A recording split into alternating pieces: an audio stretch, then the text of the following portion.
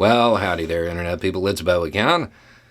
So today we're going to talk about infrastructure in the United States and what's going on and what you can expect in the future.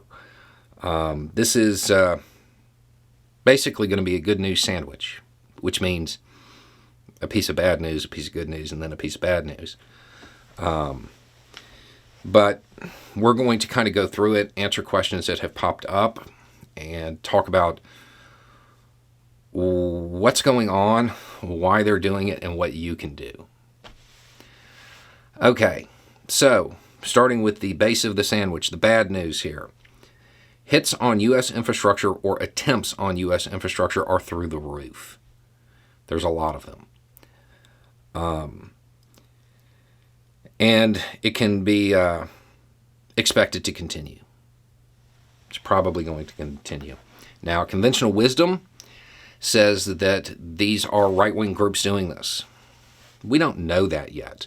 But at the time, right now, conventional wisdom does actually appear to be real wisdom. That is the way things look.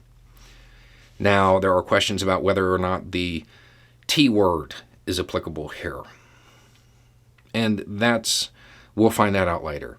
That's a matter of intent, and that won't really be decided until we find out exactly what's going on. But given the number of attempts, we can expect it to continue. Okay, that's bad news. Good news, it won't work. It won't work. One of the questions that keeps popping up is, why are they doing this? And the answer is one that leftists watching this channel will love. They need to read some theory. What they're doing is mimicking something they've seen overseas. They're mimicking that without understanding why it's done overseas in those situations and how the dynamics work. The good news here is that the conditions necessary for this to work don't exist in the United States. There are three main reasons this occurs overseas. Okay? There are three objectives that people are attempting to accomplish when they do this overseas, typically in a country that is under occupation. The first reason is to provoke a security clampdown. This is something that we've talked about on the channel before, but it's been a while. It may seem counterintuitive, but irregular forces will often hit infrastructure in an attempt to get the occupation force to engage in a security clampdown. Clamp down on everybody to keep things safe and secure. During that process, the civilian populace gets caught up in the middle of it, and their movements are restricted. There's all kind of checkpoints, and they see the face of the occupation, and they don't like it. This often generates sympathy for the irregular forces. Okay. The problem with this right now is that, the obvious one, the U.S. isn't under occupation, so that doesn't really work. Another one is that the United States has amazing control systems as far as keeping order, keeping the status quo. The United States has control systems unlike any other country on the planet. The other thing to keep in mind is that the U.S. literally wrote the manual on not engaging in a security clampdown. It was the U.S. that really determined how this worked and developed an entire doctrine to make sure it didn't work. Even if they don't read the manual, like a previous administration, in this instance, there's no unified opposition. So the security clampdown happens, but it's conducted by agencies, security apparatus that is spread across local, state, federal. There's no unified opposition to rally people against. So they're just annoyed. That identifiable agency, like the face of the occupation, the occupation forces, it just doesn't exist in the United States because the U.S. isn't under occupation. So that objective, that reason for doing it, It's not going to work. It will not work. The second reason for doing it is to cause disillusionment with the political party that's in power. Now, for this to work, the political wing of the irregular forces has to constantly blame the party in power for the actions of the irregular forces that they're allied with. Say, it's their fault this is happening. It's their fault this is happening. The problem with that in the U.S., assuming that the information that we have about it being right-wing groups is accurate, the right-wing political party is so intertwined with what would be considered the irregular forces, it won't work. There's no way for these actions to be blamed on the party in power, because at a glance, it's going to look like the right-wing party in the United States is a party to the hits on the infrastructure. So that one won't work either. Again, this is also something that typically occurs in a country that is under occupation. The third reason is a reset. That's where everything gets knocked out.